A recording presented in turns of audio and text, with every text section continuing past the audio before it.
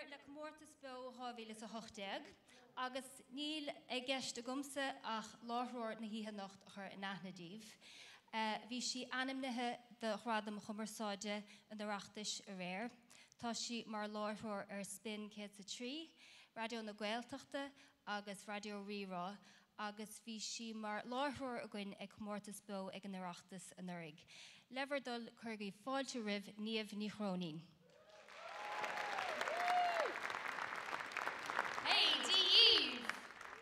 Gachan go agus fáilte go dtí an INEC an seo i Galórne. Tá an seo don bouta ceannis don Comortas BEO mar Louis Anna an sin bhí man seo an nuirí ag chur an Comortas seo láthair agus bhí ord caidan a bhí ann. Comortas a bhí ann a cumála sin ceolcurm a bhí ann. So bunaigí soltas tugaigí takeíocht donna daoine óga na dátaí ógatá ar an ordan seo nó tá an tordan seo mór, tá an slua seo mór, so tá sé cinál scanrúil bhean seo ar an ordan. So, nuair atá bhar Gordon, nó aon ban ar an ordan, déan cínte búlabás all-war a thuirt duna ceoltarí fad atá ar an ordan anach.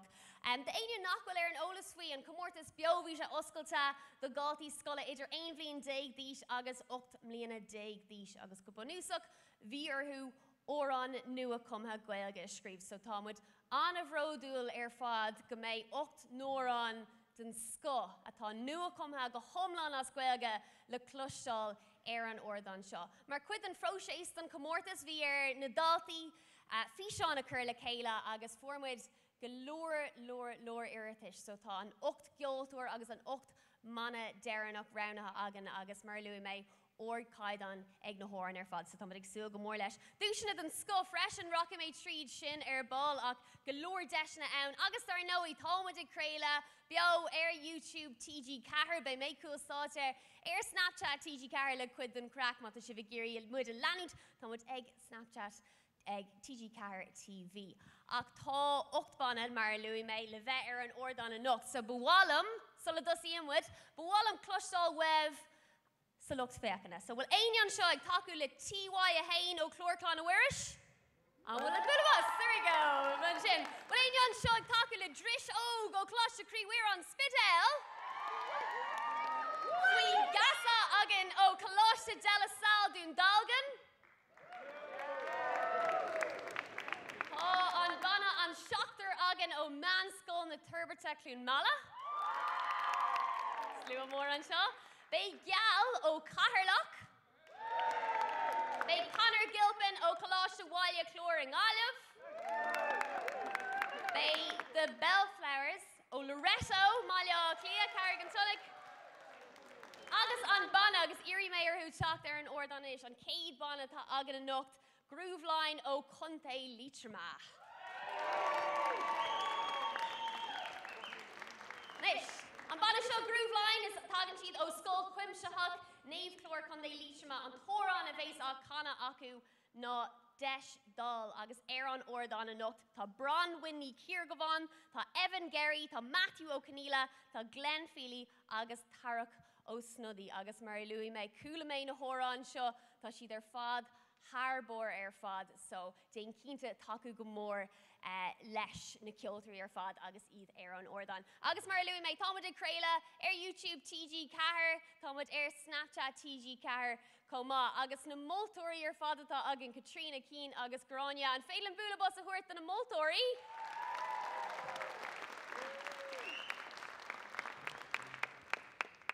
Agus bei bútóirí an Comortas BEO gábhílas a seacht ag bí síitsan linn níos déanaí sa chlór comá. So dúí síitsan an dúis mór a nuirí agus mar cuid den dúis sin bhí an tórán a hafad siad ar an dlúis go ceol fe hochtaig a deisiamar coppla seachtain ó hin. So bhí siad ar an CD sin le leithidí the Cronas, bhí Hudson Taylor ar an CD. So tá Nora agus Jade ag sílan áteagan an seo. An féilen búlabás a thuirt the Nora agus Jade.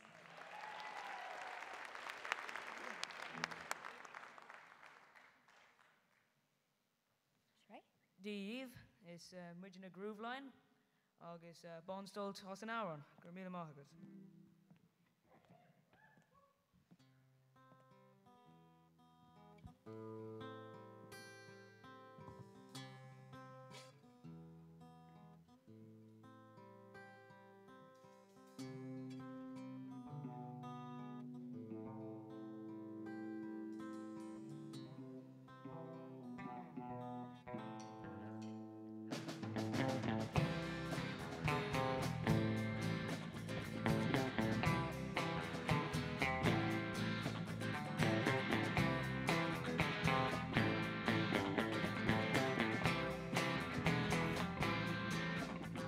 Fáin geistó luan mó ó gromma bhálas má guitar dúirt má iad nach rockin I bhd ach tá bálaí lom ina gcár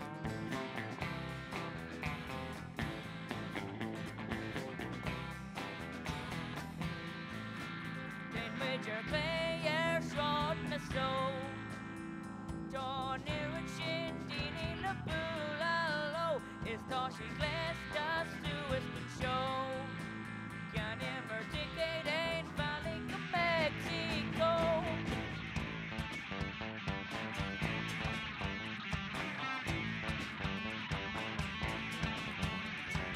Haitid a cóga gawan ní hó Cuma cin a big a groci mé shoulder sí múca ma bro Am a dul am more bro Philly din the yelly do am a dul solo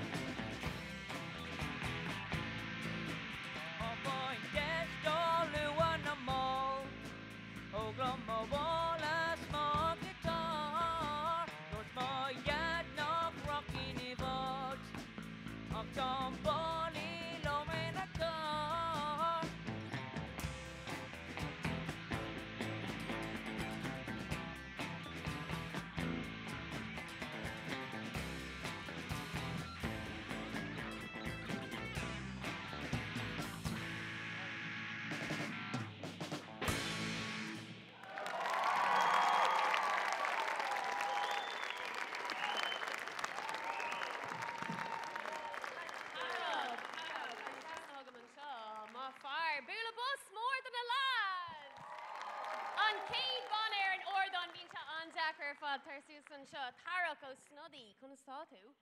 The Tommy Ian talk. Come on, now bhí sé sin den scóir bhainteh tanmh sin.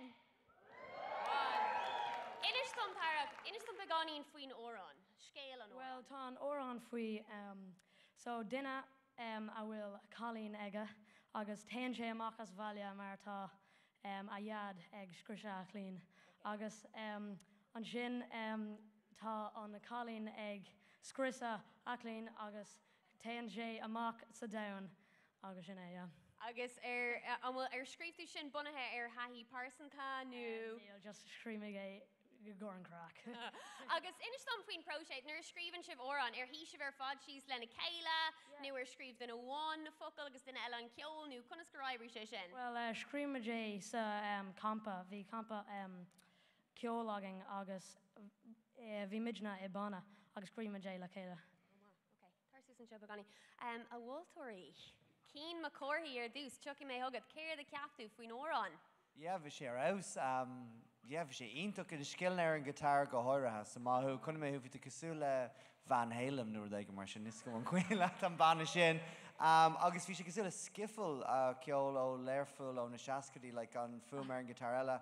Agus bhí an burta go bheith can agus hahan an meascán sin lom go háirithe. Tain beidir mulla tús so le hosí na drumí, thug sé tamlín ar just tá le céile, so sin an tain rud. Ach bín tagann sé sin le taithí agus rudí mar sin. Ach tá mé fós is féidir cuioinú ar an áir na sprála mé, so má sibh.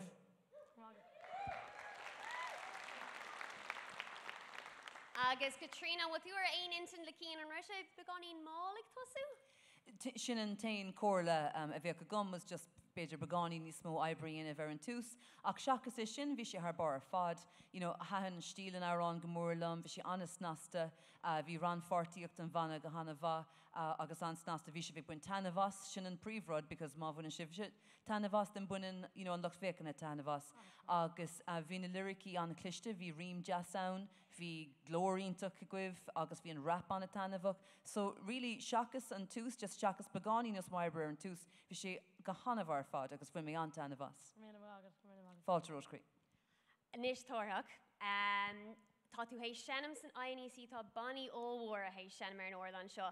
Ní roach mulla beag amháin, so fuair tú as ólas an dearfach an sin. An 18 tú leis na moltarí faoin rudidir si ag an tús. Yeah, eintim ach caiimid obair ver an tús ach yeah. And you know what, caiin na moltarí rud ag an rá nach ga. Féilen bula bus a chuirt a gríomhlán agus tarab.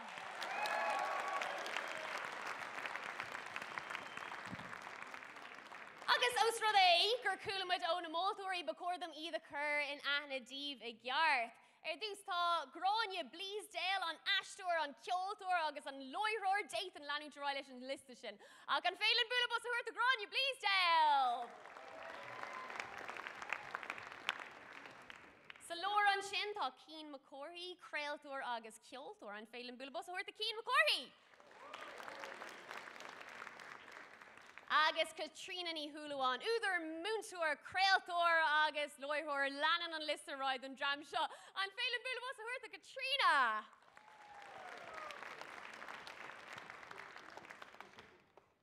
Agus na dúisina don ihe nocht.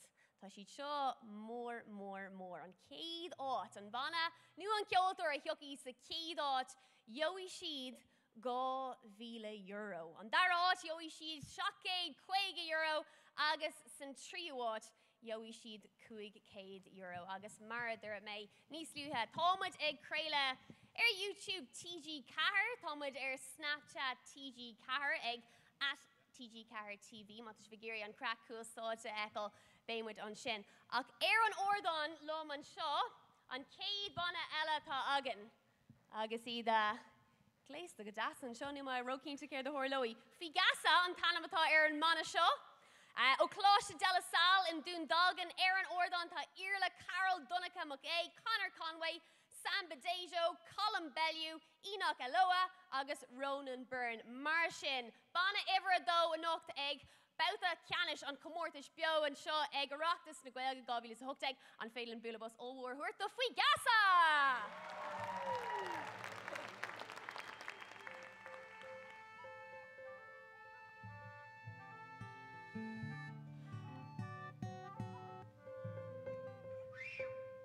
Bahatchanga í lauert.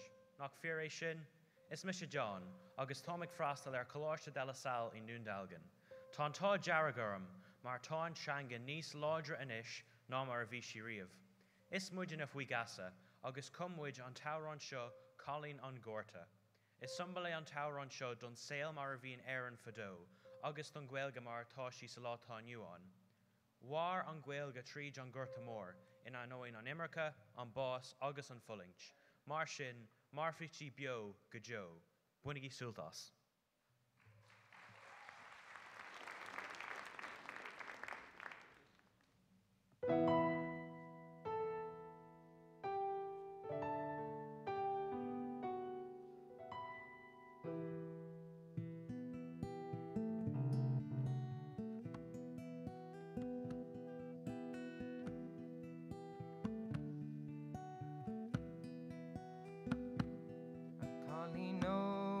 To Cromma Cree to Vespinta on Shaw Italy Gambi and no D if you run is 40 is 200 Laban Bosch a Colleen Maggie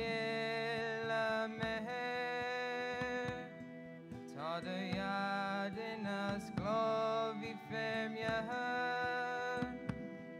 in a gushakama haksashnak taishak is 200 ebruk nahui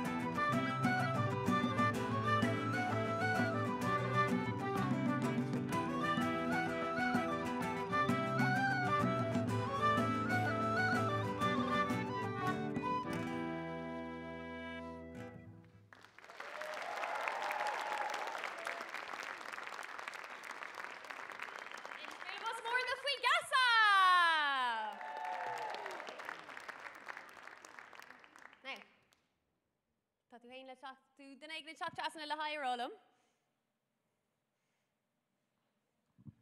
Tar tras na seo, no bíoch fá tísir, tá má go das. No, tar stock and seo. Céir the cap tú fwy sin, right? Tú sós leis? Yeah, bhí. Yeah, an rééis se bh cloch the mór an. Yeah, gach céadín tuéis am scola. Agus scríb tos an tóran, nó scríb se bhar fád an tóran le chéile? Gach daine. Gach den le chéile. So, over 4 nu bhí an. Rock mo go dtína mótóirí, gráinir dús, céir the cap tú fwy nóran. Wow, hí an nerid elementí difriúil is an tóran sin bhí aisteoireacht, bhí scéal, bhí ceol, bhí nerid rudí le breanúir le leannacht a haine se go mórlam. Cad is féad le mar rá, nar hosa an ceol tradiisianta an pí ceol sin haine se sin go mórlam, tháinig beochta seachan, agus sílam sin an taon móla bháin a bhí am, cé gur órán mála agus gúil se trom, gur ábhar tromatán, beidir go dastín began í níos beocht ar an stáitse web hain, hí an tospant is thar cían, ach beidir go dastín go beidir go se began í nervhíseach ach beidir go dastín began í níos mú beocht ach ar an nomlan an áhá gur míle mágaí séintach. Gur mágad gráine agus Katrina, céir the cap tú hain.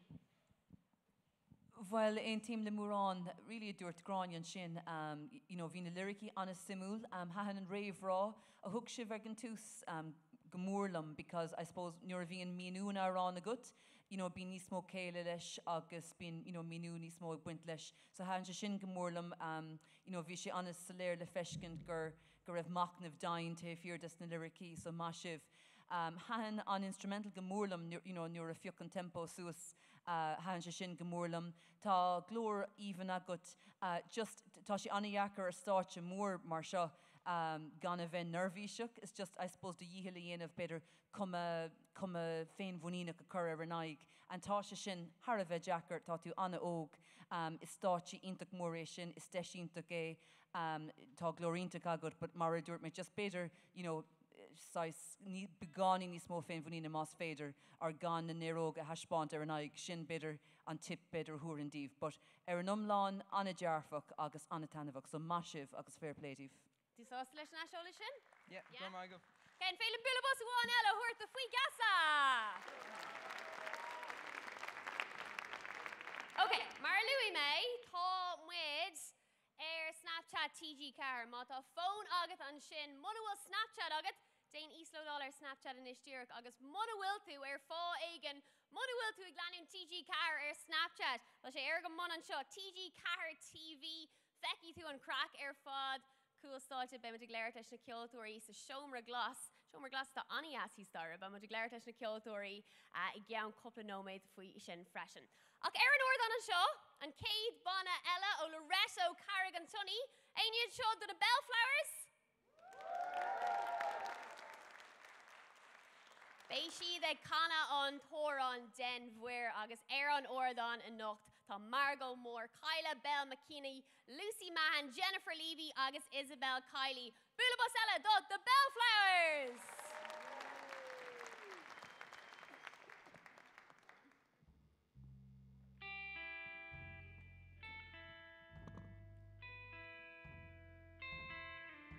Tovad mis moeg bont ladsa.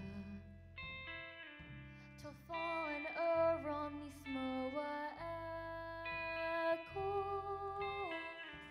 Tovad mis moeg bont ladsa. The Joan in your heart temple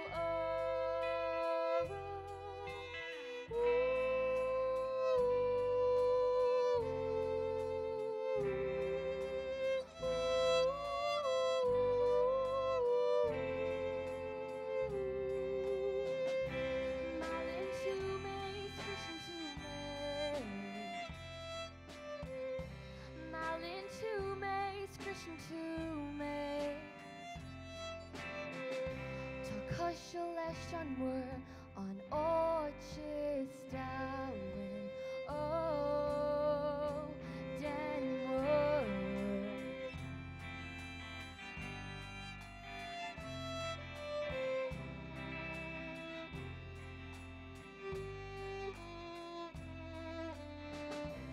Corn to brown earl meal smock de gum Bewahlam donna Greek mask na raha I do hanta. E casa timpo is ni féidir lum éilu.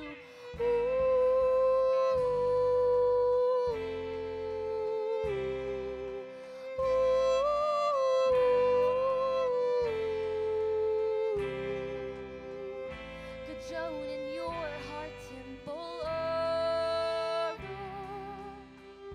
the Joan in your heart temple, but quirk snar versjul, ni machen kosta temple, is ni fader lum, eilu. Malin to me, scrishin to me. Malin to me, scrishin to me.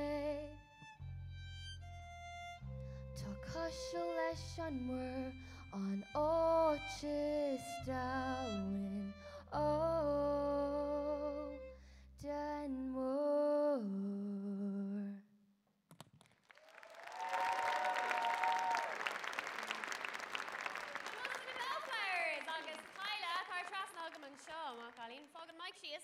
And her trasna hagaman shaw. She big brand new gaholin and Darriger fad. Her Susan Shaw. Now, Kyla, can I start you? Tommy Gama. Yeah, and her Fonty Tanavashin? Tommy size nervy shock. Near Honig, she trasna and anchor. On Roshvig Den of Moore and Clockta, the Noran. Shat, Tomwich clocked gok law, gocky. Gok law, gocky, yeah. Okay, Rocco Gajina Moltori, Keen McCorhy, Deuce, Care the Captu, Fee the Bellflowers.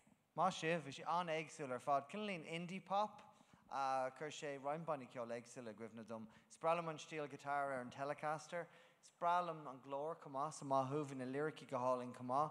Beidir tain mulla bháin píosa beag obair dhéanamh ar an curfa, onas gúil sé beagán níos soléire agus beidir písín beag níos catchy, ach bhí sé anna dheas ar fad agus sprálam an steel agus is even an fum agus bhíon tús an láidir ar fad an chuí hosí sé bhéh leis an guitar, so má sibh.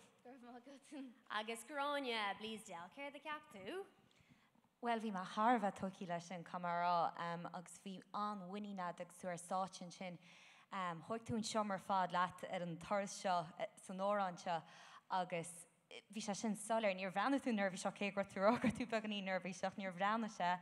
Béad mar dúirt cían is móla maithe sin sílam gomach an corfa beganí níos láidre gomach difriocht began, is móla maithe sin. Ach seacha sin ní mór na lerám, bhí se bethar cían, má sib. Garila Muggets Grania, agus beidir go Katrina Freshen, Care the Captu Hain, Fee Oran the Bellflowers. Han sé go mórlam, bhí sim bhórgam nuair bhí meag fécant ar na lyricí, sais kind of stream of consciousness ní rud éigean a bhí ar siúils na versaí, so bhí sé sin anna simúldam. Ceapas go raibh an curfá das siimplí gear agus, beidir begáí níos mó ebraí dhéanamh agus beidir níos mó ebraí dhéanamh an bhuiineh, tá glór even a go féin, but say in uanta, nuair a kind of hit, say, irda sí ceol eile amach, just, I suppose, fécant ar an léirú agus ar an legan amach begáí níos mó, but bhí an tarrán anna tanmhach glórínta go féin, cumasínta ag na ceoltóirí freisin, so sin just an pí of cór leháin is just fécant beidir ar an legan amach cé na hiirda sí atáig, steach agus ag titim amach, size production, an size production nu léirú atá ar an árán, sin an tain pí of cór le bheith uimse. Cogárdagus. Tú sásta lei sin? Gur Seolad an dearfagur fád an félin. Bula bus eilehairt a Kyla agus the Bellflowers. Agus caiime rá freisin, tá sé cinál Jackar an slua eáil, mar tá sé an Jackar sin leis an sia se. Ach fecam gúil coppla duna gléasa suas. Lábha suas nú den scrad beag mata tú gléasa suas nocht. Hey, sílam gúil Caylí nú rud éigen ag dul rá ina agus gach duna gléasa suas de í a hauna bhí ar siúla réir dar nóí. Ach ar an ordáin inis, tá ag bug a rá go dtí an céad bana eile an bana seo an seachtar agan as meanscoil na turberta I glún mala. An tanam atá ar an oran. Woo! Slú mór agan an seo hebredoran. An tanam atá ar an oran seo ná sé mu scéile agus dar nóí Gach illa óran a closin sibh an ordan an ucht is óran nua cuma Gaeilge í. Agus tá mé héin an bhródú a bheits an seo, mar Louis luach ag an tús tá mé gobar le radio rirugs bí mu ag play le ceoltarí bhín ag cuma ceol as Gaeilge agus ag scríb ceol as Gaeilge. Agus tá sé ionach an caidan, nach bhfuil soir caidan ann an ucht. Tá soir caidan sin scríb nóirt agus tá Arnall ceol na Gaeilge sábháilte galúir. Galúir le déanamh fós ach tá sé tugann sé anna chud dóchas agus misneach dom nuair eicem. Na daoine óga seo ag scríb óran agus buantach le Comortas mar seo. Agus mar Louis mé, bhí lista mór fada de iiritas a tháinig isteach agus bhí job anna dheacair ag na mótarí ágáil sios go dtí an uachtar deireanach. So tá má anna hásta nach raibh mé mar chud an fróisí sin mar bheith se anna dheacair go cínte. Ach sé mo scéal an tanamatáir ag an órán seo agus an ordan tá Amy Shine, Colleen Napier, Alana Gilbert, Leah Clancy, Caitlin McVicker, Lauren Moriarty agus Julie Holland. Mar sin an féidirlinn búlabus allmhór a thuairt an bana an seachtar agad.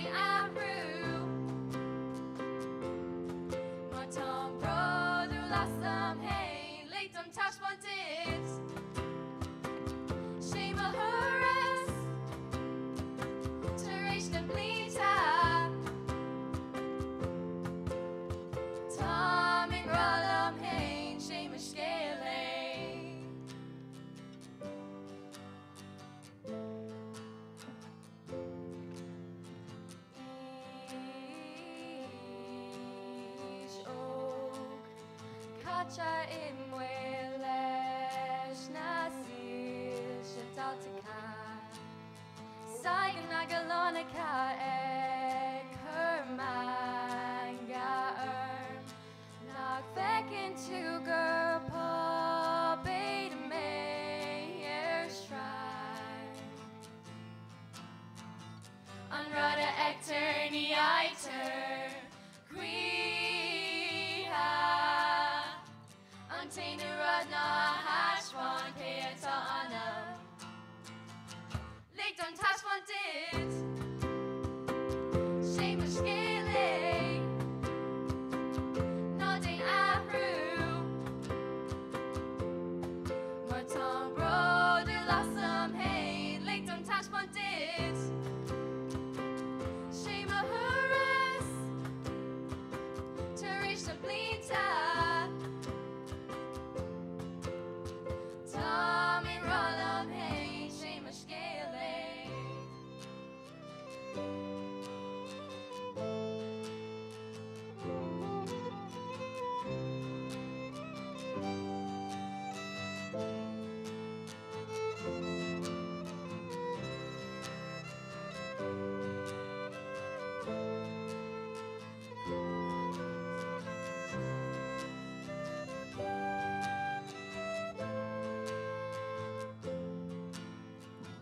Unrada Hector ni aiter Quiha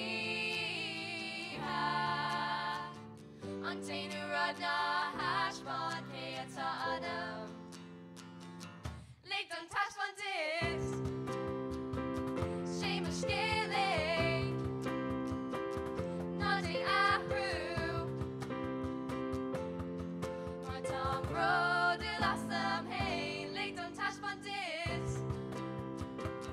Shame of Huras To reach the Blita Tom in Rolam Hey Shame of Skele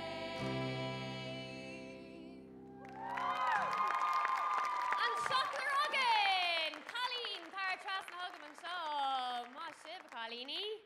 Sprawlman coordination fad to the right. Hi, Colleen, can I start you? Anna fad. Bantu Tanava Shin? Bhín an tanmhas is deis ionach é agus. Agus tá uirla sí agat bhí daoine ag cana. Conas gur tháinig sé le chéile an rá si bheith cleachta anna cuid, an rá múntúirí ceú, an rá tiismóirí ag ceú. Bhí na múntóirí ceol ag chuirt Caradún agus bhí mír ag cleachta ag lón tar éis scoil agus gach a bhí séirghain. Agus an é seán céad órán is scríb sibh seo scuilgan nó bhfuil cín eile cinál secrets beag agad cín eile scuilgan? sé an tainú rud so. Agus céin fágur gur gnearna tú cinenne órán is scríb scuilga? Ní leis gin, is daoine anna ceolbhar é agus I don't know. An scéal seo tá teachtareacht láidir sa Amhrán. Bhí na lán daoine faoi bhrú, faoi stras ar scáil na dégóirí agus atá an teachtareacht sa Amhrán chun bhaint tanmhas an saoil agus níl trasú fuirfa. No go sin go hálinn, búna bós na Colleen, seaú hálinn, go fanna go bunta second. So bhí sé léir faoi rudaí atá anna hábhacht agus sa saoil díobse agus do gcuoine eile tá comhís leh Rachamid, sprálaman teachtaí sin, Rachamid go dtí na mótóirí, Katrina ar dús. Céir de ceaptú faoin mana an seachtar agan. Bhain mé an tanmhas mar dúir tú féin bhí an teachtracht an dearfach an sin go mórlam. Bhí an curfá an láidir ceapas, tá an pert sa curfá go mórlam agus na lyricí freisin. Bhí an cóceol th bar fad an sin go mórlam agus bhí an áráníocht anna bhín agus anna tanmhach. An tain cóla bheith a gom is just a bheith gobar beidir an rihim. Bhí again an cumas ag na ceoltóirí an tá sé dú slánach gach duine bheith le chéile an tamar fad go háirithe nuair a bhín daoine óg agus ag fáilt cleachta. So I suppose just níos mó cleachta dhéanamh chun an rhythm size tightening up a dhéanamh sin. Agus tá deoch go léirethir isteach again bheith sé ag gobar ar na rudí sin beidir an rud is dú sláníí mhuam do gcuoine óga is an kind of an uim a crothú agus a bheith gobar ar léirún árán. But tá na raw materials go léirán an cumas ceol, an áráníocht, an pert agus an lyricí, so fair play díobh an job. Fair play. Agus cín macóirí beidir go deocha thugad an sin? Well, ein tíam ghileag scomlan agus an féin winning atá goibh mar Tom sin nervhíiseach an seogus méid caint. So caiig bhfuil sé dachar an stáit an sin. So bhí an féin winning agus bhí sé breanú ar a chéile agus si bheith ceol. Agus ní dhéanam mór an banna ceol é sin banna ceol ó go háirithe. So má sibh tá an féin winning tháinig sé sin trasna agus bhí an cóceol go háling th cín má sibh. Búla bus na Colleen agus an seachtar agan, gur míle bágad. Alright, tá bheith an tríle bhaintas rud éigean agus tábhar cabhar wem mar Louis May támuid ag Creile BEO ar YouTube TG Cahar faoi láthair. Is féidir live muid a leanúint ar na meanthó síalta freisin agus mar Louis May. Tá mé hééis cinál takeover beaga dhéanamh Snapchat TG Cahar @TG Cahar TV. Is féidir live muid a leanúint. So tá mé gur tríle bhaintas rud éigean os rud éige bhfuil slua mór an seo go bhfuil muid éigeachtas na Gaeilge agus ag buint anna hanabas an saoil, right? So, tá mé ag géirí físeán beag Snapchat a dhéanamh ba caithí sibh ar fad ceú lom. So, tá an áit an IDC tá sé briste in trí sra, okay? So seo A an sin, B sa leor an sin agus C trasna. So tá mé géirí go dhéanamh mud físeán a deirins an cuinómada anna himplí. Tá mé géirí go ndéirí an slua TG a Cahar. Yeah?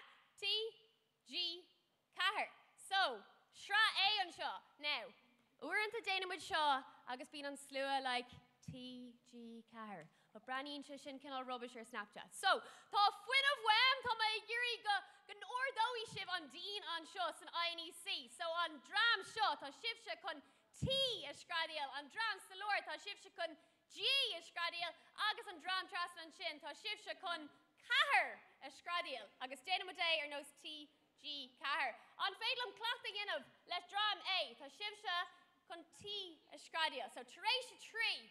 Hey, do, tree. Tree. Oh, come on. Ura one ella. Hey, do, tree. Tree. Hey, drama do, ta job dakar le dena agav. Dram sha salor, Teresh a tree. Hey, do, tree. Tree. Oh, nis lega na dram on K dram. Arish. Hey, do, tree. Tree. Okay, bottom of tree loss. Group of A, agus an shin group of B, right? Air a tree. Hey, do, tree. Tree. Oh, it's man shin. Agus an dram dernuk. Ta shif shigra. Cahar. Yeah? Okay? Air a tree. An dram dernuk an shin. Air a tree. Ta shigra. Cahar.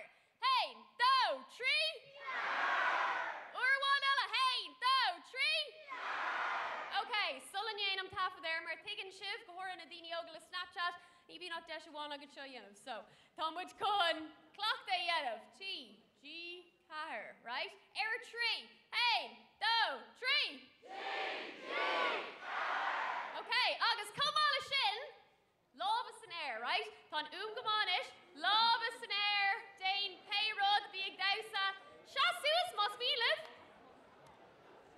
Hey, Shasus, not gonna sis.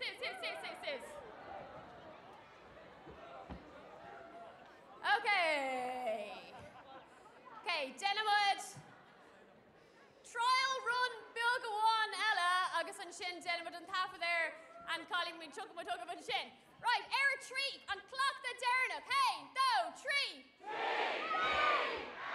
Anawa, okay, on Will Shiv Ray. Okay. Hey, do, tree.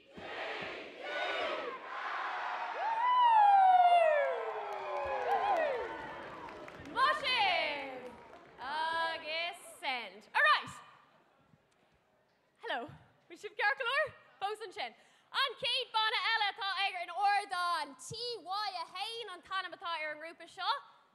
Tagan Sheed O Skull, Canucon, Vihil Nefa, Chlorclan, Wirish, Gunday Wio, Erin Ordon and Shaw, Lara Quirk, Leah Casey, Eva Meehan, Laura Finnerty, Agus, Caitlin Milani on Phelan Bulabus, All War, a Hort, the T.Y. a Hey!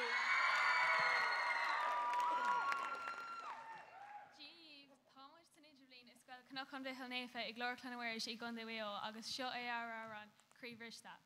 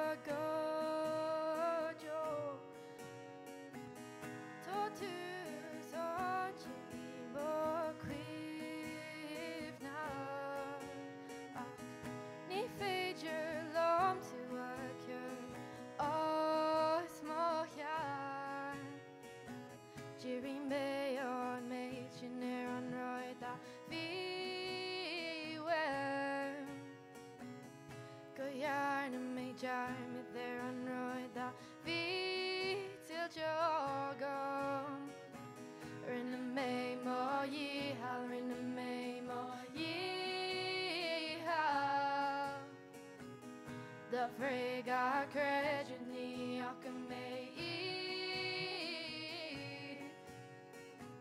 Jetuna Quill do we grow Lehi on route to Revi Roll In the mayor of the Krejant dog Fekamandish Near out we roll Near out to we roll Call me in a crowd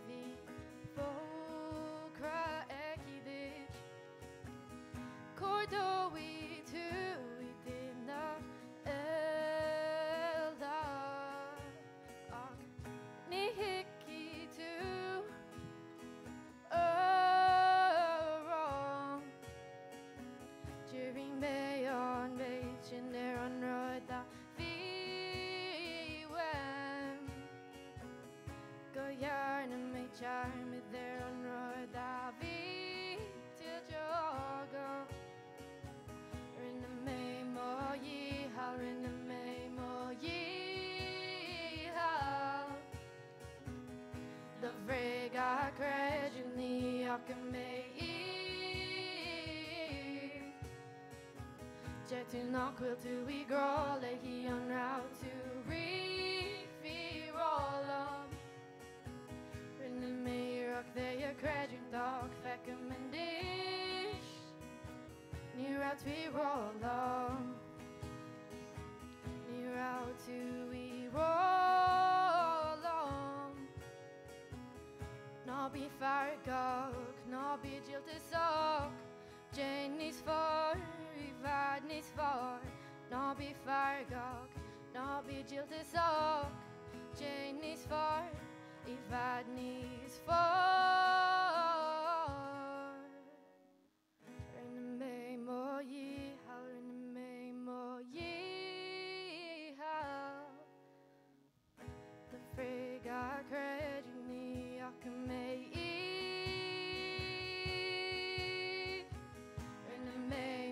Ye how in the May more ye how the Vrega Gretchen the Akame Jetu Knuckle to we grow lay he on route to reefy roll in the mayor of the Gretchen dog feckum and dish near out we roll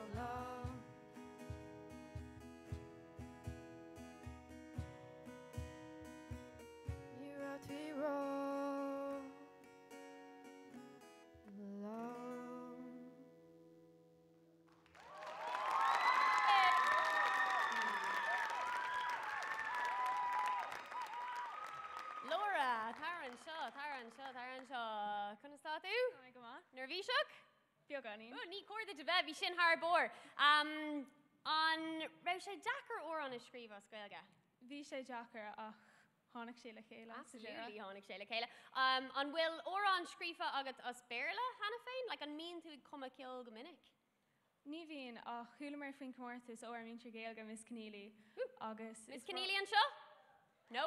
Woo, Miss Keneally! Agus is bráling ciúil, so...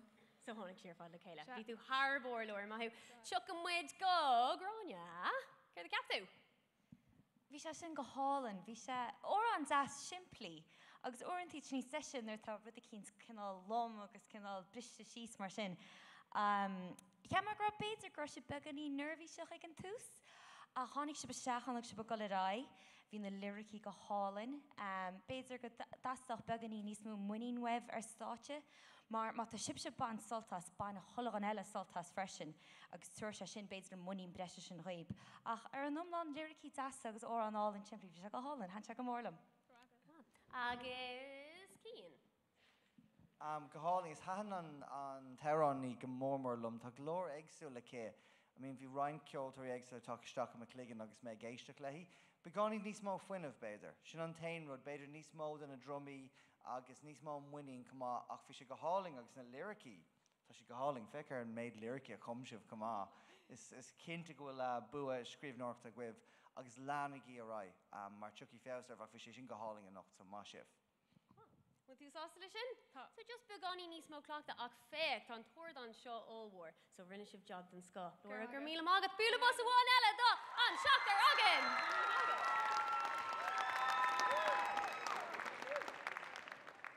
Alright, tá mai géirí just dul tríd na dúisna uair a bháin eile mar fós ní credim go siad comá sin. Tá mai héiscur isteachar golóir Comortas sem a héil agus ben beag o oil nu, ahantis nu cinál pat in the back beag ach sa Comortas seo fáin tú anna cuid airig at an céadát fáin tú go €1,000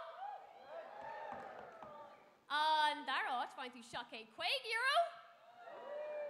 agus an tríháit €200 sin etotí gan nu airig. So sin na dúisina, nílach trí bana agus ceoltóir fáca agan, dimi sé go han tapi. Ach an ordan tá Conor an seo len. Conor ó Coláis de Bháile clór, chun na Gaillimhe!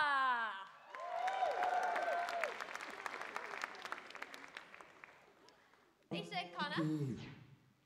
Oh, beag na gréile dó. Bhí sé Conor an tórán lí na gréine. An with the réile dó, Conor? Réile dó an féilin búlabos a bháin eile thuirt, the Conor Gilpin!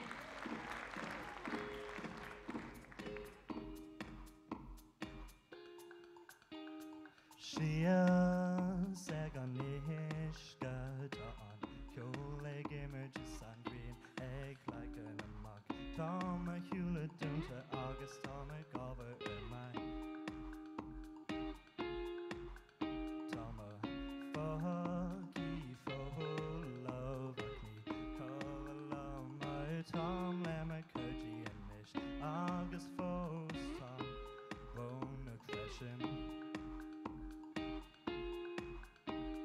Lua by on green lega by Jati Sole August by on go Kemiha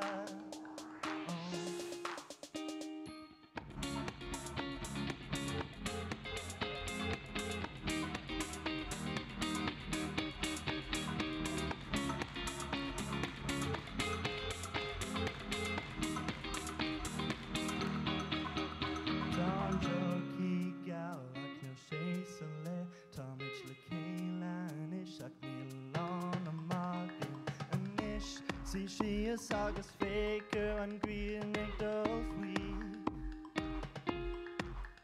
John Jockey Galak Neil Shasele Tomich LeKayla and Ishak Neil alone a markin and Ish See she is August faker and green egg dolphy Lua by on green lega By Jati Sole August by on go Kemiha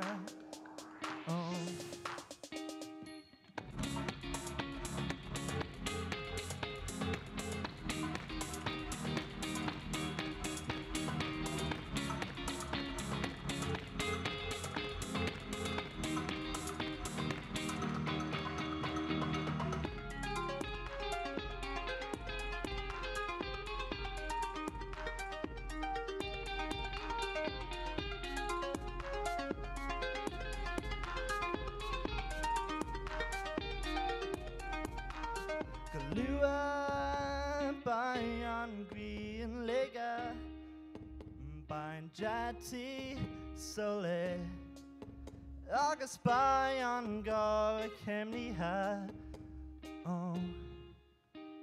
Fui me Tommy Goni Mila Mile Shul by me Goni Kaji August Quivni me John Green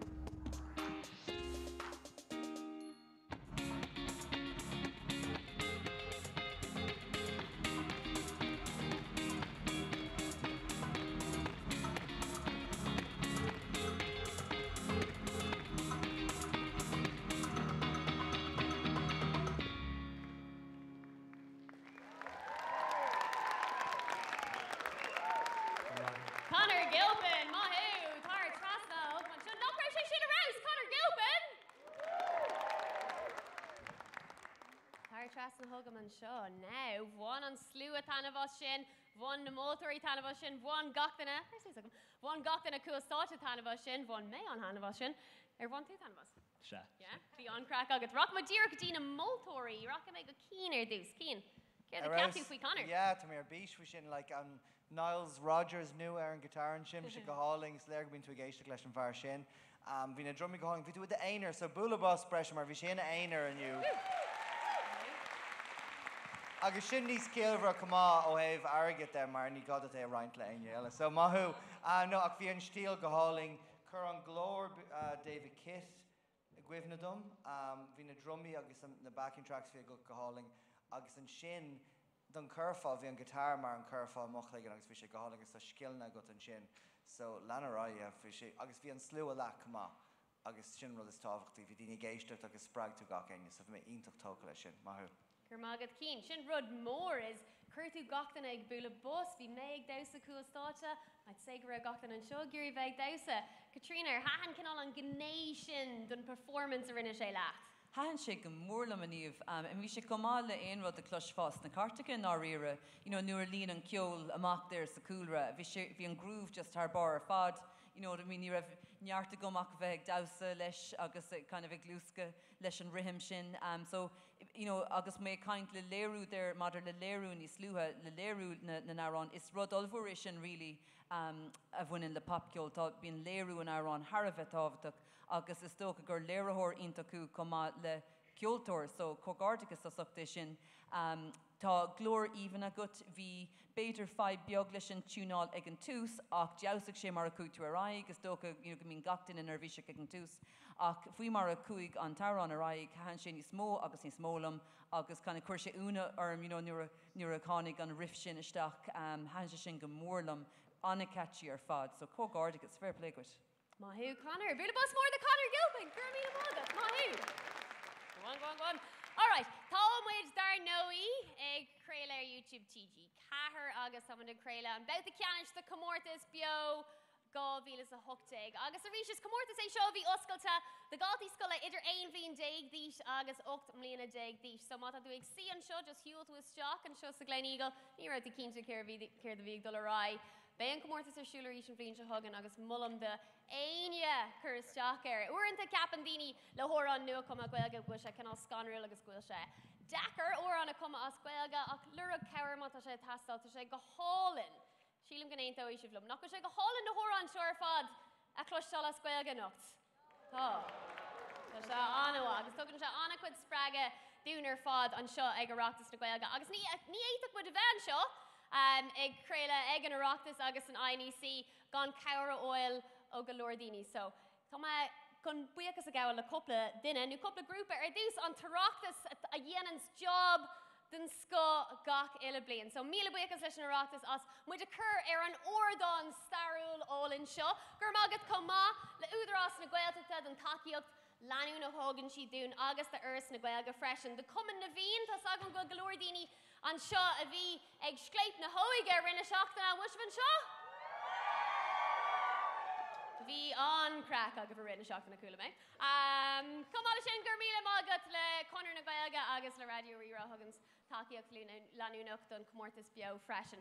Ach ar an ordán an seo an dara bhana dearnach. Gal an tanam atá ar an grúpa seo, mise agus tosa an tanam atá ar an ordán agus na buil atá ar an ordán an seo. Tá Taigo Griffin, tá Maeve ní brúdar, tá Brody Feeney, Izzy Domry agus Dara Abduraman an féidirlinn búla bus allmór a thuirt do gal.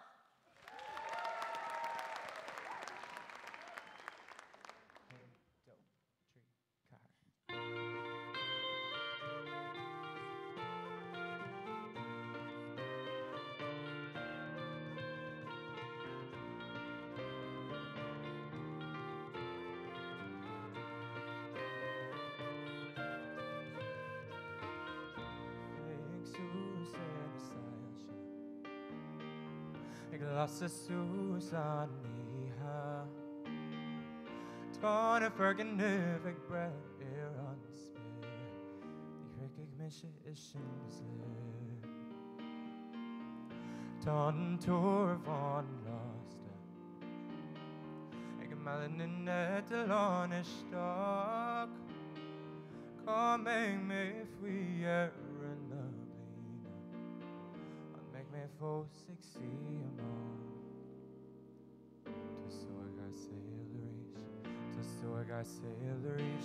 To sorg I sailorish, le björgan ser sig. To sorg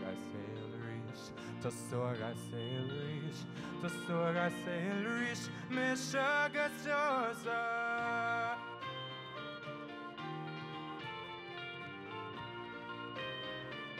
Med sjögasjösa.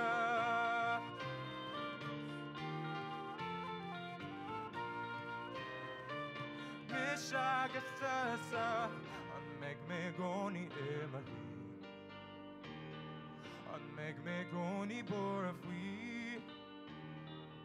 caught a cap and quill a great now, and make us grand the foreign blue. Tom makes you less and Tom makes you let my head. Tom makes you less and down I go. Kneeling scummel in my spare.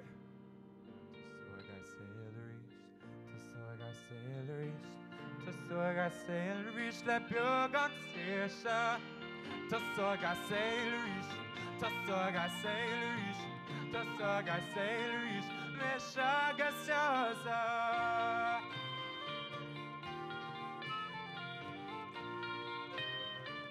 Mishaga shasa.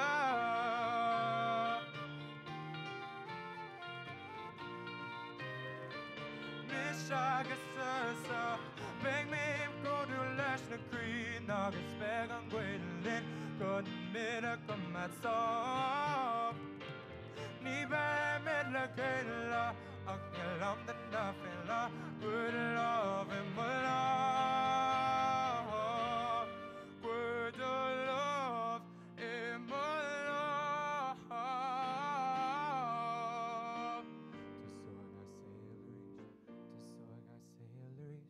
Tusog a sail reach. Le bug on sisha. Tusog a sail reach. Tusog a sail reach. Tusog a sail reach. Mishaga shasa.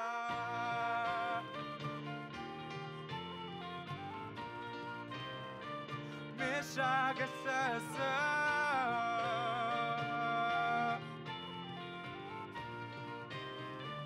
Mishaga shasa.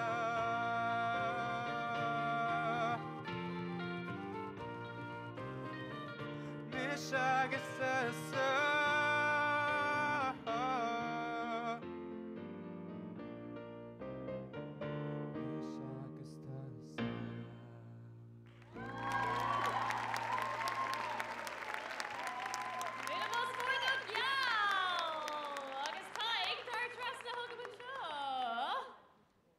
Snapchat TG Carrotag, aber they can show the dash. Woo! Tar's talking shaw. Tig, so Marquit and Comortas via fish on a curla Kayla, right? And Coolame gur Yarnishiv Tafid Professionta. Well, in Carrotag I'm general. Yeah, so Cúi Mickety Golden Egg Studios agus rinmid an tafid an sin agus buinmid like an tahnam as sin mar bhí sin mocéadúir studio profisiúnta le cúnamh déanaí bheith sin or déirnach ach yeah, buinmid an tahnam as sin bhí sin gínta. Agus Tatu cinál hart le tamil bhí tú istear Comortas eile bhí tú ag seanam ag electric picnic sa phobal Gaeilge an ceartacham chunas mar bhí sé sin ag seanam ag an bhéile ceollas mós a tír chunas ar bhí sé sin. Yeah, bhí sin gíntaach mar nuair raibh mid ag an féile dúirt mé le gachtainna ag caithear look like beag mé ag seint sa phobal Gaeilge agus sin bhí sin mar like migration mór de phobal caithear look han an gachtainna go dtí an phobal agus bhí sé ar cín. Do fans ar fad bhí sin sa phobal Gaeilge an íos sin cúla mé. Inis dom beganí an faoin órán an tórán a scríb tú an sin. Ar scríb tú héine nó ar scríb for fad le céile? Scríb me se an Amhrán agus an sin chuir mid go léir like our partner difriúil leis. So like scríb Brody a piece guitar agus chuir gachtainna a kind of signature stock an Amhrán. So like scríb me se ach gan an banna ní bheith sé lá cé go más bhfuil sé. Okay. Agus dar nóí tá hééis sé lu glóir támuid ar an ordan mór seo san INEC galórne. Bíon daoine knows Gavin James ar an ordan seo, daoine knows picture this ar an ordan seo, atá níos héis cúig ihe dhélamach sa trí rina. So beidir go dúrló sin dit. Ach dá bhéitá teach ar áisteig, seanam ar an ordan seo again couple blian, a collaboration a dhéanamh le ceoltar eile. Cé a bheith an seo leat le curthú ar an spot an seo? Ceap mé greibh an céad banna grúflein bhí siad tar cín. So beag mé lánsásta chun mashup a dhéanamh lóisiúd nó collab a dhéanamh nóisiúd. Sin nó céir a bheith déadlí má aimimid an 8 grúpa le céile. Chun órán a chuna beidir gan dhéanamid sin sa seomar glas níos déine. Ach rockamid, tartí. Rockamid go dtína mótóirí bronar tá maid tééis starmadí ar na bhar an sin. Cian McCory chuna sa táú. Go maithis, yeah, bhí uignach an sin. Támad a ráslih, céir de capú faoi geall. Go háling tá de glór go háling cumá chuir sé a ríis ní mé géirí ceoltóir ag le lu ach just bhí sé go háling agus sppraag sé an teran ar fad bhí an gitar go háling cumá bhí gacéin an bhágus bhí an terán go das an tain mullatá gumbéidir ná breanúir na drumig níos mó drumia chur leis pí beag níos mó foiinemh ach bhí an féin muí nán agus tá érán an tá tú nán érán a scríomh curfa go háling agus chuig na lyricí go mór a bhaimmarm so sin rudí is dacra le dhéanamh agus tá sé sinna go sa maithú agus tá méagsúla níos mó ceol a clúistáil amach an seo. Right, gur magad cín beidir go rachamid go gráine, céir the capú gráine faoin órán. Ní is sam cá dosoma, mar bhí me an tóí lei sin haig is léad goil cecht wahead a bheit an státe mar tá muín agus cinál láhrú agus ládachas iontacha ar an státe. Nar hosa si amach gatainna le chéile, bhí se anna láidir, sé dechar tús láidir aáil ach bhí si mar aonad agus si tasú agus sílim gur aib sin th céan agus an sin rinne tusa dufiísa le taine leis an piano, bhí se go hálan dééis an éisteach lei sin an íar fad ach an sin ar tháinig an ceol ar fád seach ríéis hanselam se th céan. Agus rud eile bhí go leor dynamiciad i do glór rud tá an táhachtach. Nuair chu tú dasbog agus sé bhí se go hála, an sin bhí tú láidir an tháinig na ceoltar eile seach leat. Han sé an go mórlam agus níl sam ce is féidir le marrá an nascaid ar an ceol tradiisianta agus an ceol nuaimside, sibar fad mar grúpa is daibre sib th céan le chéile agus is léad ghfuil tauchaí mór ad ar an státe agus go náirí líp fi sin ionintach. Gur magad gráine, tú sósta leis an aseola sin? Yeah, tá man sásta leis sin, gur mágad. Gur míle mágad bh Walter ine taig sila bhagan tú, mar tá lúte agam glóir. Támuid ar Snapchat TG Car tá fráma aigen. Bhí sin seo, san is sé buanta, jomad é gan second. Tá fráma mór the Snapchat TG Car an féidirlam é óilan sin, yes. So, mar luúméid, gur mágad.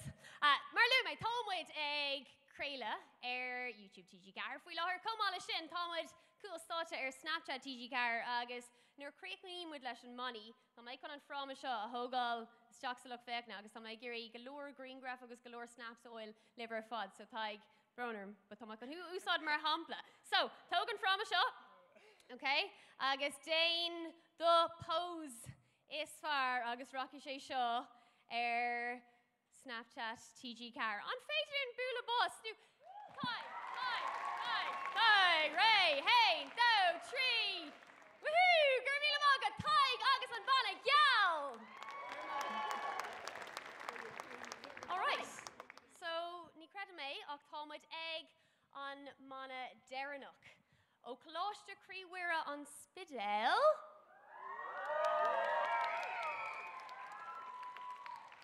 Slua mór an seo an Spidéil. Tá Céisní Galachóir ar an ordan tá Finan ó Seán tá Daramach é, Seán ó Galachóir an tóran atá acu, nua cumtha as Gaeilge réimhlód an tanam atá ar an óran. Don bana deranach atá san omíocht ag Bouta Canis an Comortas BEO, gábhíle a hocht ag an seo ag Reachtas na Gaeilge an féidir in búlabus ómór a chuirt do driseog.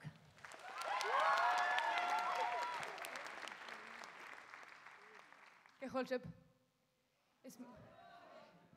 So mar tá lúte is mud a driseog ó Gláiste Críomhuire sa Spidéil, agus siad ar an órán a scríbans, well, go bunasach is faoin Gaeilgetáin. Agus an ngrá agus an bród atá ein dar danga, agus an tábhacht atá ag bans le muide, an óge, a bheith á leirt sa gcuí go maiisí ag a géad glúneile. So, tásúlainn go manasib tanna bheith ar nóran, siod réimhlód, gur míle mágaí.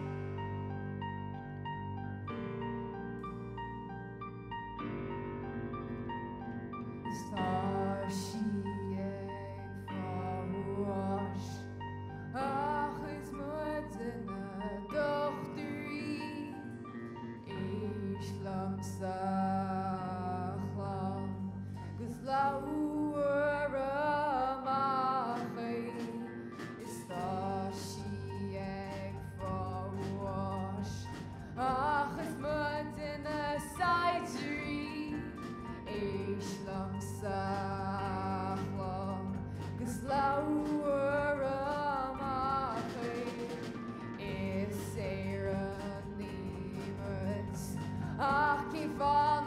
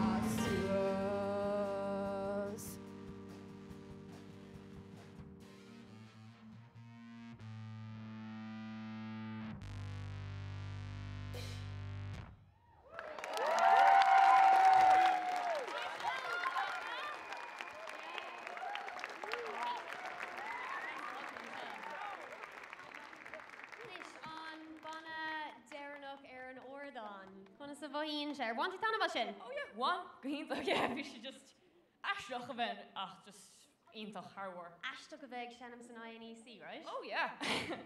Inar som, is this as an spidéalit? Yep. An tógaú ag éisteach le ceola scoilga nu an rud nua é seo.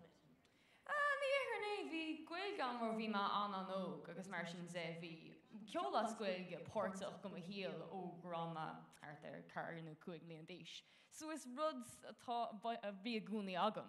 Ach an ra ceola scoilge den cinál stíl seo agat ó bhí tú ceir na cúglín díis. An tíní ar an gorá. No, tá tú déanamh rud ag an raibh loideach leis an ceol. Céin fá, ar cé go bhhadas tá tú ag cuma ceol a scoilge? Is cuma ceola scoilge, ó. Thart ar blian ar hosamid ach ní an banna céine rilí tá mar bhí cúpla gitáirí eile, agus bhí muid ag ahrú thart a thar an blian ach san firm seo ní muid le chéileach ar fá cúpla mí ach ar dús muid just ag astrú ar nóran is fearling ó bear le gotí an Gaeilge agus sin ar chulmid fí seomd ar actually lads sa ar an ceann na scríb trí Gaeilge agus ba sé sin simú le dhéanana. So sean céadú an tá scríb agah a scoilge? Yeah. Agus an féidir bheith súla níos mó hór an nu cum a Gaeilge webh? Má tá súlam. Síla mú gachtain na géirí níos mó hór an a clostal wahú? Yes. Inis dom beagnín faoin óran an scéal taobh go nóran? Well, see, tá muid a léir ag leabhart Gaeilge chumóg actually. So bhí muid a gcéire like a smaointí léir mar gheall gúil siad like agus frisin se mo chrí é seo rá ach tá an Gaeilge a fáil bháise roioine úsle mar níl daine á leabhart níos mó. Agus just chuintse sin an néid sin bronaring go máid a gcéire rud a chins like a churmach go roioine agus rá brana lads tasíonn se seohain a níis sa gcuig maisí sa techaí. Agus muna dhéanam tada níis, ní bhaid tada an gomórach. Agus Katie, tá tú go mór le mulla mar rud a ceiróí go mór leis an Gaeilge onas go bhósaí sé agus go bhósaí sé nó daoine cosú leatsa tá cuma ceola Gaeilge agus gach banna eile bhí ar an ordan. So maithú agus cuineart. Rock má go dtína mótóirí Catriona ar dús. Céir de ceaptú faoi driseog. Bhí an fuinmh gohínta gur fad agus hahan an stíl go mór lom. Bhí sé go thomláin difriúil ó éon árán eile sa Comortas an hanse sin go mór lom, bhí sé anéagsúil, an-individuúil agus an-nuálaíoch, so fair play-díh agus cocard agus asachta sin. Ní bhéon aspa fuinmh bhain, tá sé sin fiú ní féidir se leite sin a héine. Beidir, I suppose, an tain pí sa cóla thuirindíh is beidir níos mó eibríon if beidir ar an burt, beidir réin an nótaí lehanú amach chun de glór a haspáint níos mó. Sin an tain rud a bhí rilí ag testáiliúim. Bhí an léirú an a láidir ar fad, bhí an rithim an a láidir, dardig an fuinmh, bhrí mar a cuaig an tarrán ar aig, agus bhí sé láint attitude, bhí sé sais durach a hanse sin go mórlam. As I said, just really beidir begáí níos mó fine-tuning íanamh ar an burt. Agus é lehanú amach ó heh réinde agus an sin be an chance a go féin de glór a haspáint agus réin de glór a haspáint níos mó. But cógáir agus an-involved ar fad sa fair play-díh. Gur míle má go Catriona, tuach me tras an go cían. Ionach, bhí an fumcanlín durach agus taithníonn sé sin lom sléir beidir go míse bh géisteach le lehéadí de cure ní lisa go ach chuir sin agus bhí an dur gotár go hálinn casam an ordas céin agus chuir sé go mór bhaimmarm. Beidir ein multitang an beidir synta chur leis nó luú gitárí, so seansfuil cúpla gitárí ar an spidéil. Bheith sé go má gitára chuirteach sa mix an sin cumá ach hahan an fuinmh lom agus bhí an cuméir grabh attitude a gcuibh tá sibh cinelín crusta agus is malum sé sin mar tá sé difriúil, níl si cosúla gná pop ceanú peirud. So leanarmh mar chuise go mór bhaimar. Gur mágad cín, agus is rud gur seán banna déarnach gráine seach mu tugad freisin den uairnach, céir de capú faoi driseog. Siadm go bag nach gachrod lúteag na multar eile go dtí seo. Rud nachrá lúta ná an oscailt agus an písa dúirtú hain. Sílim gro sin táhachtach agus cinál spreag se muid ar fád agus léad muid ar fád sims méid bhí le tíocht an níos sin. Agus se doracha mar bhí lúta go leor passion rud a hena go mórlam. An seaús gan réhlód an lyric sin a bhí go dead sílim gro sin an láidir agus cinál echo bhí an níom agus bhí an chorá bhí a hains níomh ní. Sílim ghfuil cinál teachtarach ionta hagaí agus masib leis an cinál teachtracht agus an téime sin a lábhseáil agus a churas ar gcóir mar te an táchtach agus masib.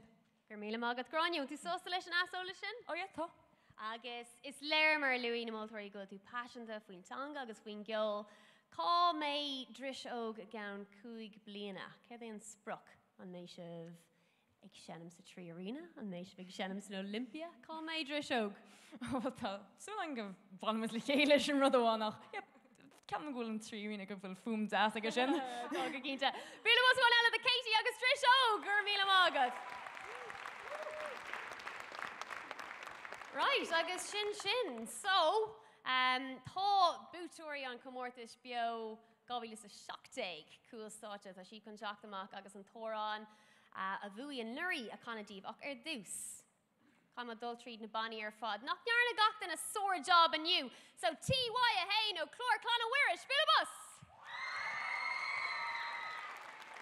Dris óg a bhí ar an ordan an lin an sin ón spidel.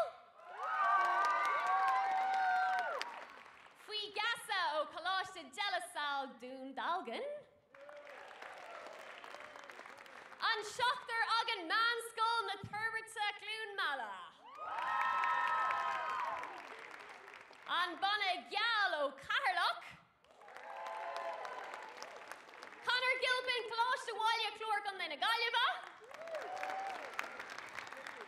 The Bellflowers Loretto Carrigan Tony Bhaile Clia. Agus an banna chuirtús le Comortas na híthe nócht Groove Lines ó Chonillichma. Agus a ríis, caiimmuid buchas ó crí a gabháil leis an trúr mótar tá mé cínta gan 18 gacaile duine sa seomra agus a hala seo nócht go bhfuil job an deacair déanta acu agus fósla déanamh mar tá cinenne go fóla déanamh ach an féidirlinn Búlabus, agus beidir an búlabus is mó. Huair the Gráinne Blísa, Címa Corey agus Katrina ní Hulawan.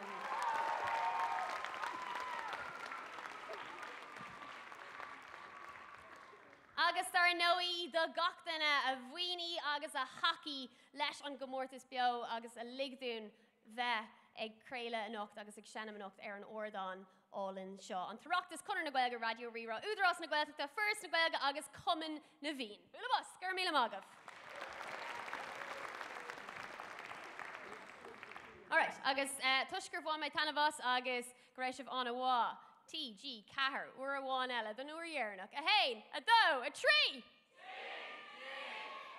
Woohoo! Okay, ar an ordan, bútúirí an Comortas BEO gá bhílas a 17 an féidir libh búlabus óbhór a chuirt the Jade Bottle agus Nora Moran!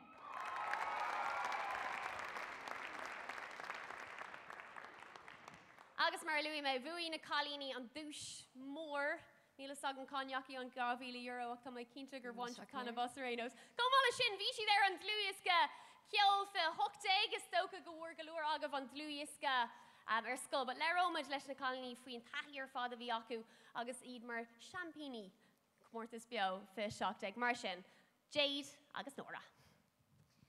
Díobh gatainach tá tú le an ghfuil bheith fád a chuna go má smis an áir. Agus is much Jade. Agus tam cínta go brintah an tána bhas an Comortas sin am lína támuid tá ás arm nach chumuid a ghlacha páirt am lína mar bhí an cáid an do chreite agus níl éidirm rih na moltóirí an sin cinna ana bhain sin. So mar dúirtní bhí an bua agan sa Comortas seo an bblin sa caite agus bhí mar an dlúisce ceolachtaigh agus bhí sé do chreite ar fad. So támuid cósáasta bheith an seo tá áiteo go hálan an INEC agus se an tarán a bhuaigh an airí.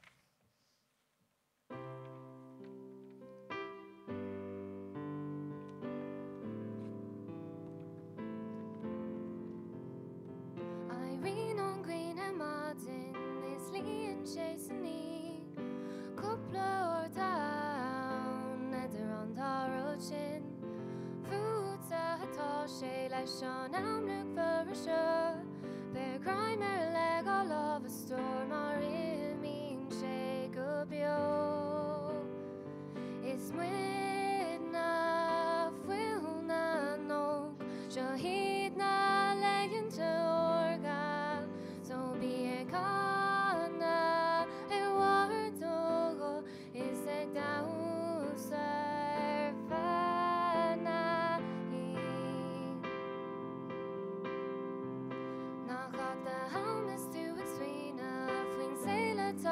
wet is laat say on down show cred no no cred fruits ta she la shon am look for a show bear crime leg on love storm are in me shake up yo it's when I will not know shahid na layin torga so be a corner war dogo is a causa fanahi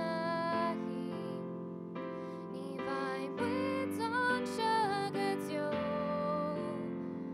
Hots noch willenisch, so bekommst Bria Gott Nishua, Mani Vater when on Tauchi. Irene on Green and Martin is lean chasing me, couple or town. Oh, it's when I will not know. Shahid na layin torga, so be a kana war dogo. It's a causa fana. It's when I will not know. Shahid na layin torga, so be a kana war dogo. It's a causa fana.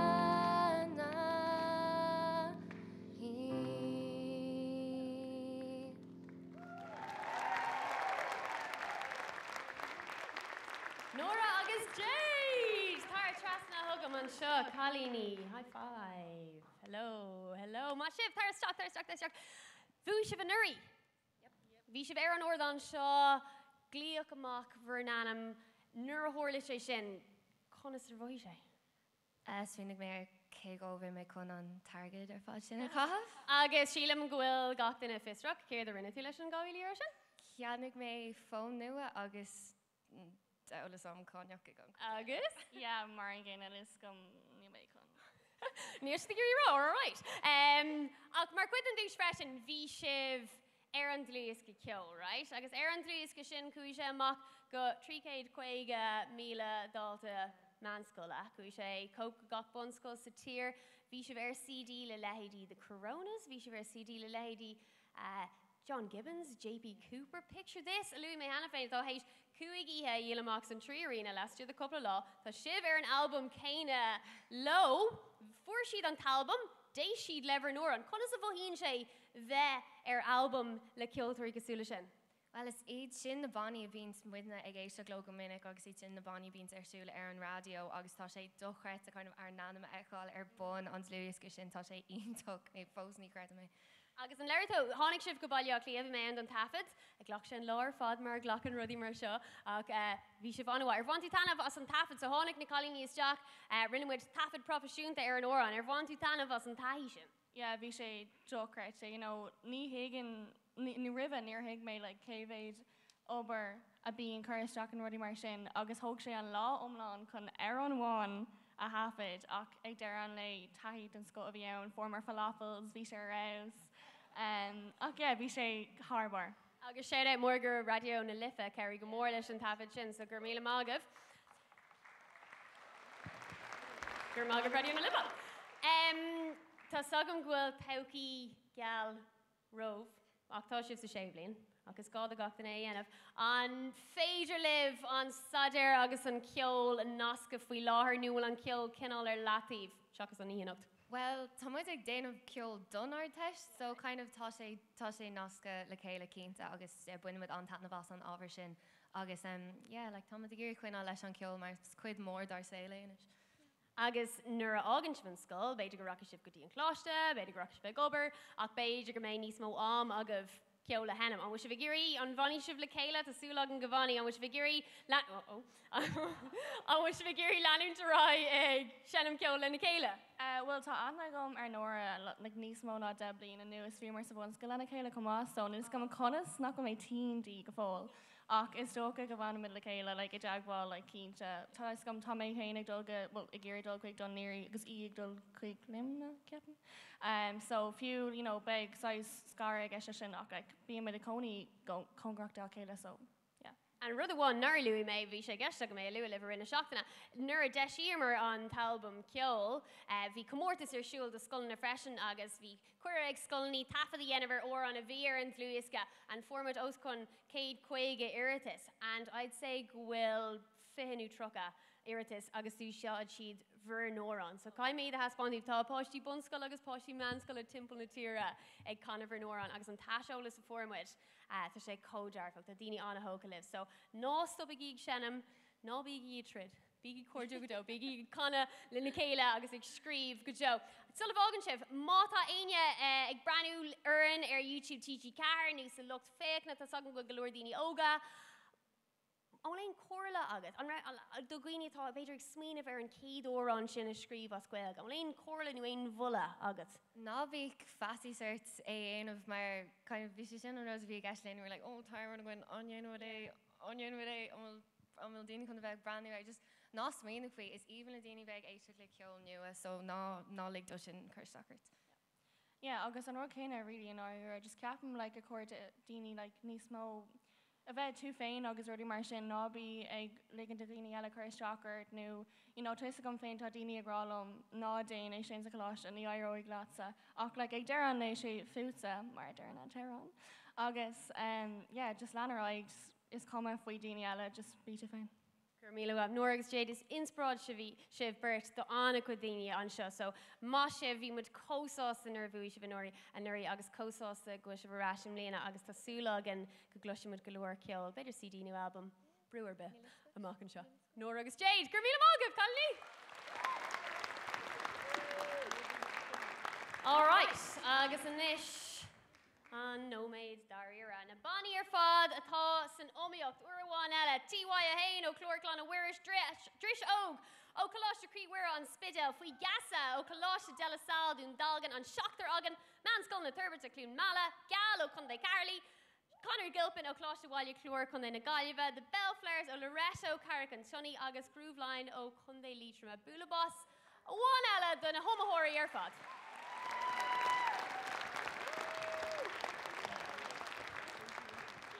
Agus a rís armhaíoch so crí le Gráinne Keane agus Katrina bhí an seo Lynn a nocht job an I achar déanta acu agus mar there méid tá an hásta go men seo agus nach go men sin so bhiltarí gur míle mágah agus the gachtainna hockey Lynn an Tarachtas chunar na Gaeilge Radio Rira údarrás na Gaeltachta first na Gaeilge agus cuman na bhín agus an féilim Bulabos óhór a thuirta fuirin an Oireachtais an fuirin léirúcán seo gachtain ó TG Cahir gachtainna tá cuasáte tá job den sco déanta ag gachaile duine so gur míle mágah. Domsa tá an Comortas seo anna spéisialta agus mé gobar le Radio Rira agus ag plé go minic le daoine ógad ag scríb agus a cuma ceola scoilge. Seo cuidhágan fá go mé á dhéanamh, just tugann sé an méid sin spragadún agus tá mé ar bís in áiríir tá mé cóir bís le feiscint cá Rocky Arnall ceol na Gaeilge. Tá níos mó daoine ag scríb a scoilge is in gach cinál genre ceol so tá mé ag súil go mór lei sin ach caiimid farír. Díreach trúr a ranú leis na dúisna hógáil a nocht. Now tá don cuaig bana nach wihí an céad an daranú an tríháit tá dúis agan díobh. So Rocky gachtainna bháile le rud éigean. So le rá mé rís fú sin níos déine. Ach Rocky gachtainna bháile le rud éigean. Ach na dúisna móra €2,000 don céad áit seach é €2 don daráit agus €2,000 don tríháit.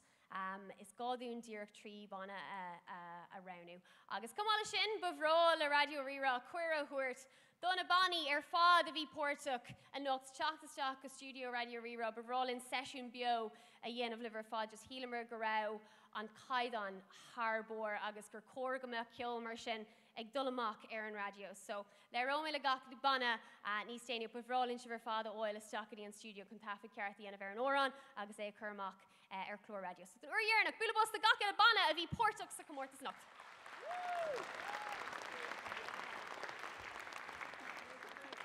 Ach tá sagan gúis bhíh fannacht ar na thuirthaí. Galamdíobh seo an ur dhearnach TG Car. Hey, 2, 3! an féidlam Julian Despano, Conor na Gaeilge hockey in Comorta, Conor na Gaeilge takeú leis an Comorta seo ónar thosaí sé. Bhrálam cuirehuirt a Julian seach amach ar an ordan chun an tríú dúis a runna a nocht. Agus tá clúdach litrach ag Julian ag Anna dom. Right. San trí what? Féilean drumroll beag oil cosa. Here you go.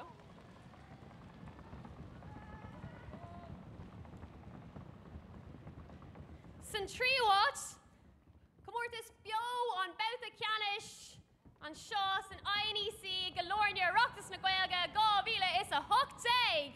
San trí what anocht an féilean bulabus óhar a thuirt den óran mis agus tusa le geall.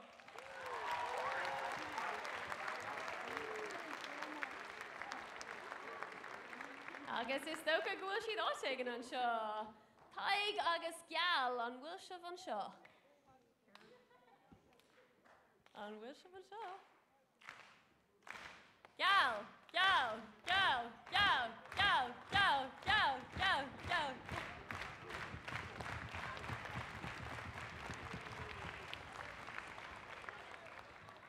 Tá si tá an seomar glas hí staire aní so bet go si ag siar na couches an sin ag brandúir an Comortas ag dulráir an televísion ó daigen. Ach fátas tá ag fáileat ar geall, leróid beganín faoi Radio Rira. Munar cúla si faoi Radio Rira stáisiún.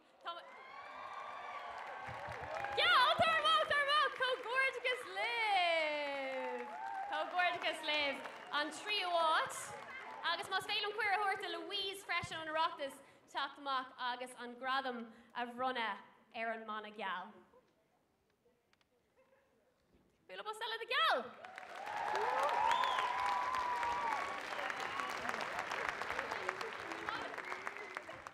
Okay, an darát, bhualam, cuir a thuirt, the pád ó neachtan ó údarás na Gaeltachta a bhuinín an Comortas seo, san darát, Comortas BEO an Oireachtas Gá Bhíle is a hochtaig. Cé capitib?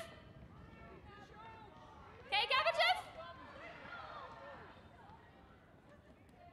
San darát an féilean bulabus óhar thuirt an óran Lína Graine le Conor Gilpin.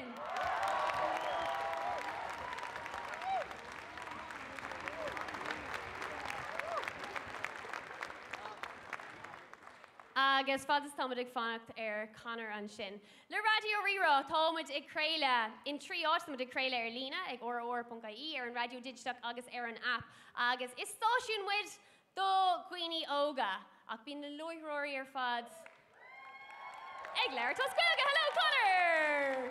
Comortas agus leat. Gur bhíh bulabus a Conor Gilpin.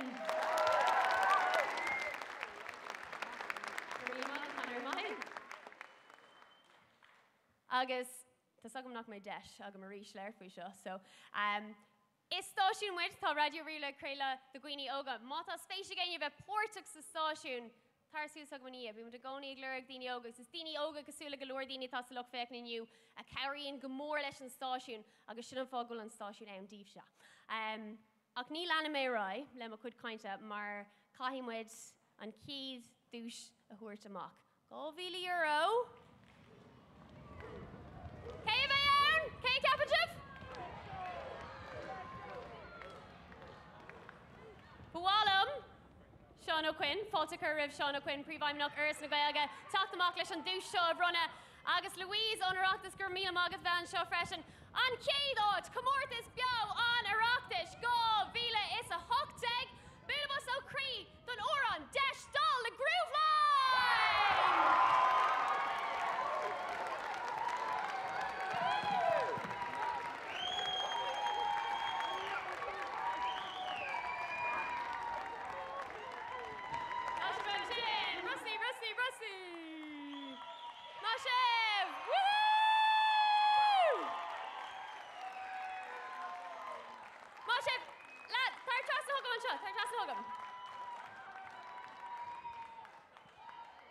High five! Moshev, Moshev, Moshev, Moshev, Moshev.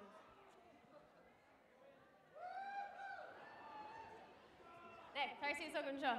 Má sibh, now chuck my huggets there this tá €2,000 sa clúdach sin, conas a bhín sé. Oh my god, níl é knuckle. Tá mé. Salsa? Yeah. On the salsa. Ní credum. Conas a bhín tú in seo do nóid mór ordan an INEC conas a bhín sé. Tá glundar career am agus ní é knuckle. Féach an radam all-in sin an céad áit. Agus inis sam am tú gurí buchas a gaáil le mommies, daddies, uncles, Jaharga. Aidana. Gachtainna. Gachtainna! Agus Rosso Snuddy. Rosso. Bula Busta Rossa. Gurí Magat. Now, tá sin chun sin Harish. Yes? Sin okay? Yeah? Sin okay? Which is sauce sin here? Gachtainna gurí an tóra an a close Harish. Yeah? Denny tú intro beag an oran though. Ein canna with her an oran? Destal is on her. The Destal Butchery on Comortas BEO Gavi is a hook tag. Show groove line, machine!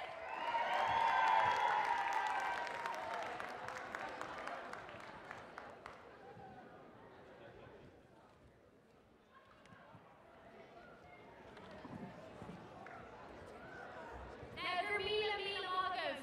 Tá groove line ag foil uirlaí agus béis de Rashlin an ordan. Ach bhain sibh talamh an Comortas.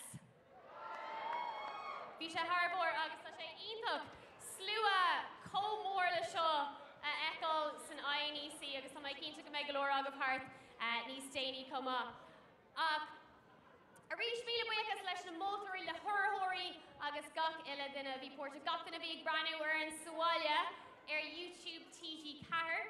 Gachtainna bhí ag leanúntan crackar fád cúsáte Snapchat TG Cahar agus mar luí mé muna bhfuil Snapchat agus déanaí slódáir muna bhfuil tú gleanú TG Cahar Snapchat ar fád éigen @TG Cahar TV agus támuid ar fád an sin. Agus mar luí mé tá sílan go seo an tábhachtach daoine eile má tá anógah ar Guine óg nó sean atá ag scríomh ceol nó ag smaoinú faoi ceol na scríomh.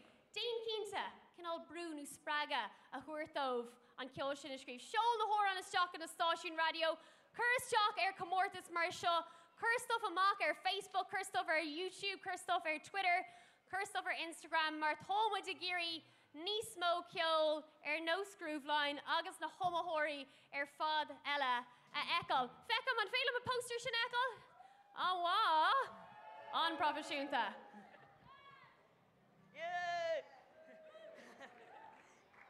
Mar sin, dún arnach gur míle mágah ar fad bhelinn a nocht an seo san INEC. An féidirlinn, an bula bus is mó ón ihe nocht. Seo groove line.